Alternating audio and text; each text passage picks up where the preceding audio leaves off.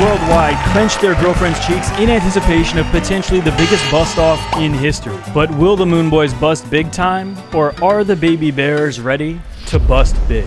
Right now, the price of Bitcoin sits firmly around the $28,000 level, as in fact, we're seeing some top altcoins like Cardano and Ethereum actually doing a little bit good today. Chainlink up almost 5%, Cardano up 8%. But the big question now is Senator Elizabeth Warbucks continues to attack crypto with her anti-crypto army.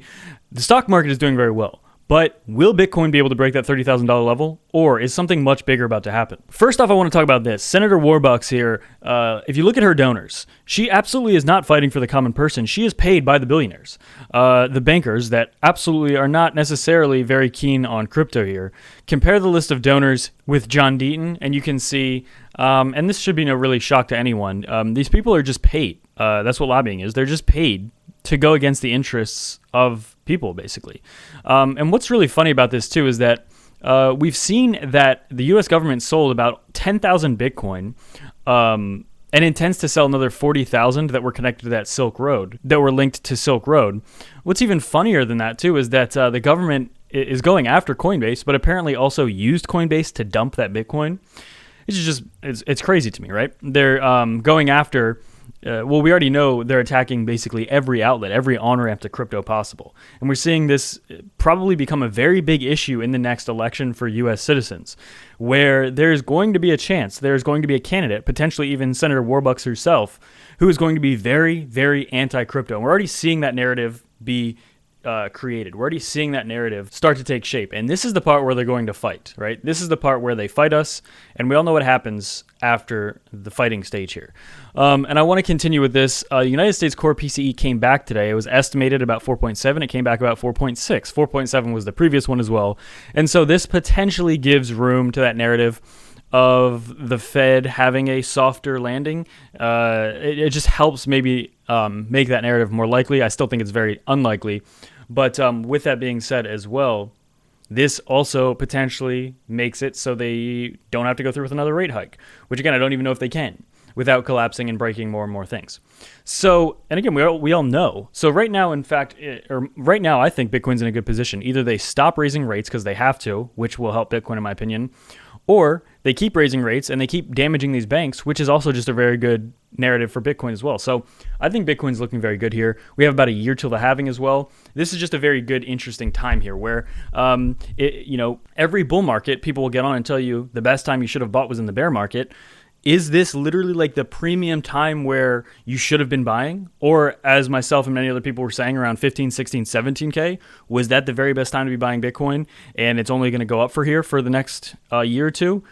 It's very possible. I mean, if we look at the cycles historically, the answer would have been yes, right? Nobody can tell the future, but a lot of data and a lot of things that are shaping up macroeconomically as well are showing us that, okay, maybe the best opportunity was behind us.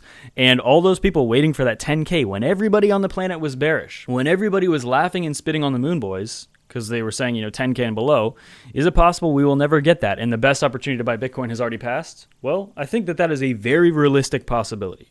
My personal opinion is yes, but again, I'm just one person. Nobody can predict what's going to happen here. It is also interesting. Elon Musk obviously is very against what's been going on with the Fed, but he's saying the Fed is making countries want to ditch the US dollar. It's crazy. We're seeing China, Russia, other countries as well. And if the US dollar continues to lose its dominance on the world stage, well, I think that, well, first of all, that is what's been happening, but I think that will continue, and it might happen very quickly, in a very quick fashion very soon. And so with Bitcoin right now, kind of, still firmly within the bone zone as we head into weekend price action, this will be very interesting. Are we going to get a rejection off 30K? Are we not? This gets very big. Again, we're seeing alts do a little bit, which I like to see, right? I'm invested in alts and I'm trading alts right now. But the stock market itself looks very good today. That's what's very interesting. Look at the stock market today. If we breach 4,200, I think this could get very, very bullish for the stock market, which in turn also would be for Bitcoin. Historically, as their correlation is pretty strong. We're seeing the stock market, if we go here, bouncing very strongly off of this trend line and above all key moving averages. It's a very good sign. Even if we go to the weekly, you can see kind of very likely we could see all clear skies ahead for a little bit. We could see this nice pump as we put in a higher low here, which is exactly what we were waiting for and seeing as we've been talking about, the most bullish scenario. DXY still in no man's land around 102.5, and Bitcoin still potentially in the middle of a gigantic breakout, macro breakout. ETH as well looks very bullish to me. This looks like, very likely, doesn't this look like even some sort of ascending triangle here? Just like a rough idea of what this looks like. This is a very strong resistance right here around like 1730-ish, 1700. And we've been setting higher lows for a long time, and it looks as though it's ready to bust. Again, breakout target of this could be up near almost 3,000 per ETH.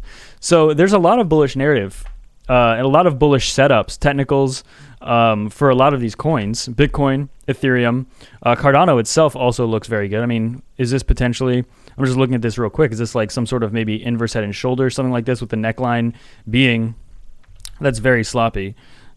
Sloppy, nothing like some sloppy toppy, am I right? Neckline being kind of like this, right?